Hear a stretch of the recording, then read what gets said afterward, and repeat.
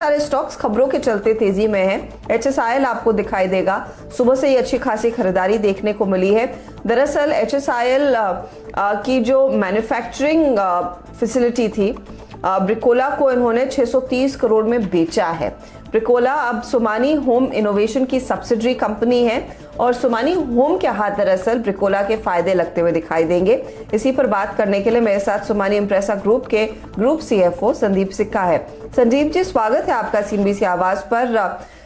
ये particular entity खरीदने के आपके लिए क्या सिनर्जीज रहेंगी, क्या पॉजिटिव्स आप गिना पाएंगे? देखिए, एक डीमर्जर हमने किया था आज से 4 साल पहले, विच वाज इफेक्टिव 1 अप्रैल 2018, जिसमें हमने बिजनेसेस को डिवाइड किया था। उसके बाद दैट रिजल्टेड, उसके बाद काफ़ी सारे रिलेटेड पार्टी ट्रांजैक्शंस हो रहे थे और जब हम इन्वेस्टमेंट कम्युनिटी से डिस्कस करते थे तो उनका एक काफ़ी बड़ा क्वेश्चन रहता था कि आपके बिल्डिंग प्रोडक्ट डिवीजन 2 कंपनियों में है ग्रुप के अंदर। सो देयर वाज थॉट कि इसको कंसोलिडेट किया जाए और इस कंसोलिडेशन से और भी सिनर्जीज आएंगी। अब जो एक्सपेंशन करने हैं इसका डिसीजन थोड़ा फास्टर होगा क्योंकि डिसीजन एक कंपनी के अंदर रहेगा rather than 2 companies. Margin expansion होगा in Brilloca which is a subsidiary of Somany home, और ओवरऑल जो सिनर्जीज हैं, गवर्नेंस है, ओवरऑल सब बेटर रहेगा बिकॉज रिलेटेड पार्टी ट्रांजेक्शन्स कम रहेंगे तो शेयर होल्डर के माइंड में क्वेश्चंस भी कम आते हैं उससे। तो आई एम श्योर आप फिर प्लान कर रहे होंगे लार्जली बिल्डिंग प्रोडक्ट्स में और एक्सपैंड करने का। ये एंटिटी कितनी कैपेसिटी लेकर आती है, इसको और बिल्ड करने के लिए क्या प्लान है, कितना और इन्वेस्टमेंट होगा? सो देखिए, सैनिटरी वेयर में हमारे पास कैपेसिटी है around 4 million pieces per annum के हिसाब से, जो अभी ऑलमोस्ट 85-90% कैपेसिटी यूटिलाइजेशन कर रहे हैं। फॉसेट्स में हमारी कैपेसिटी है 3.6 मिलियन पीसेस की, जो हम ऑलमोस्ट 65% यूज कर रहे हैं। और पाइप्स में करंट कैपेसिटी है 35,000 tons per annum, 35,000 tons per annum, जिसको एक्सपेंड कर रहे हैं 48,000 टन्स पर एनम के हिसाब से। तो अभी कैपेसिटी है, हमें लग रहा है कि और टर्नओवर हम खींच सकते हैं इसमें से, अराउंड 20-30% टर्नओवर और जनरेट हो सकता है from the current turnover. Q2 में जो बिल्डिंग प्रोडक्ट एचएसएल ने टर्नओवर किया था दैट 235 करोड़ के आसपास किया था with an EBITDA of around 16 crore. तो न्यू इन्वेस्टमेंट फिर इंस्टेंटली या फिर इन द नियर टर्म नहीं होता दिखाई देगा? देखिए, हम कुछ एक्सपेंशंस करेंगे, लाइक पाइप में हम फास्टेस्ट ग्रोइंग पाइप कंपनी है इंडिया में आज। Even on sanitary ware faucets में भी आज हम मार्केट को आउटग्रो कर रहे हैं।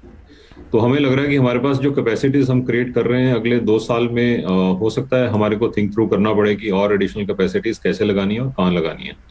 तो अभी तो प्लान 6 महीने तो नहीं होगा, अभी चल जाएगा, बट विद इन 6 महीने, within 6 months or 12 months we may have to think through to कि थोड़ी कैपेसिटी का डीबॉटलनेक करके या फिर हम नया फैसिलिटी ही कहीं पे लगाया जाए फॉर द इंक्रीज डिमांड।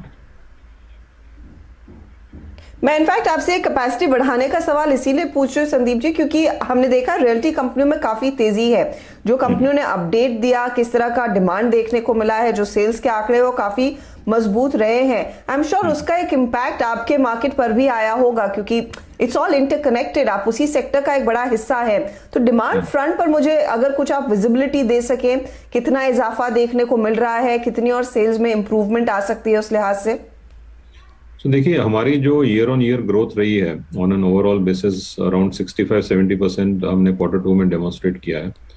और markets as you rightly said कि अभी रियल एस्टेट में काफ़ी तेजी है। Overall demand for sanitary ware, faucets, pipes and even the consumer product जो हमारी एसएचएल मेन कंपनी करती है, ओवरऑल अच्छा डिमांड है। और हमें लग रहा है कि 18-20% ग्रोथ का कॉन्टिन्यूड मोमेंटम हम मेंटेन कर पाएंगे इसके ऊपर।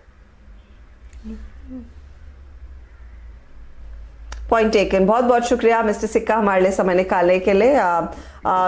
तो यहाँ पर अच्छी खासी ग्रोथ अगले 6 महीनों में शायद कुछ सेक्टर्स में, कुछ बिल्डिंग मटेरियल्स में इजाफा देखने को मिलेगा कैपेसिटी बढ़ाने का, लेकिन डिमांड बहुत ही स्ट्रांग है जो हम देख रहे हैं लार्जली रियल्टी कंपनियों में रिफ्लेक्ट होती है, लेकिन इन कंपनियों पर भी आपकी नजरें होनी चाहिए, sanitary ware, home building products, जहां पर भी डिमांड क्लियरली पास थ्रू होती है। चलिए एक काम करते हैं, ब्रेक लेते हैं। ब्रेक में जाते जाते 1-2 ट्रेड्स पर गावा साहब से व्यू भी ले लेते हैं। गावा साहब, आज के दिन आरवीएनएल में देखने को मिला है करीब 6.5% का इजाफा। क्या स्टॉक मौजूदा लेवल्स पर खरीदा जाए, क्योंकि होता ये है ये फिर 40 की तरफ बढ़ता है, वहां पर कंसोलिडेट करता है, नीचे आता है, ये उसी जोन में आ चुका है, फिर क्या कोई ट्रेड है? बिल्कुल, आपने एकदम सही बताया कि 40-41 के आसपास एक रेसिस्टेंस जरूर मिलता है। आज लेना थोड़ा दिक्कत है, कल ले लेते तो आज मुनाफा बुक करने की जगह अच्छी थी। अगर किसी को आज लेना ही है जबरदस्ती, 38 का जरूर स्टॉक लगाइए, लेकिन 41 के आसपास जरूर निकलिएगा। 40-41 तो देखा जाए तो रिस्क रिवॉर्ड रेशियो फेवर में नहीं है, अपमूव नजर आता है टेक्निकली, लेकिन जगह यहां पर प्रॉफिट बुकिंग की है आरबीआई ने। एक न्यू लिस्टिंग है गाबा साहब, मैपमा इंडिया, जिसे सीई इन्फो सिस्टम्स के नाम से भी जानते हैं। आज एंकर लॉक इन खत्म हुआ और स्टॉक देखिए 7-7.5% ऊपर है। क्या पढ़ पाए हैं आप इसका चार्ट सीई इन्फो का? बिल्कुल, मैंने इनफैक्ट सुबह मेरे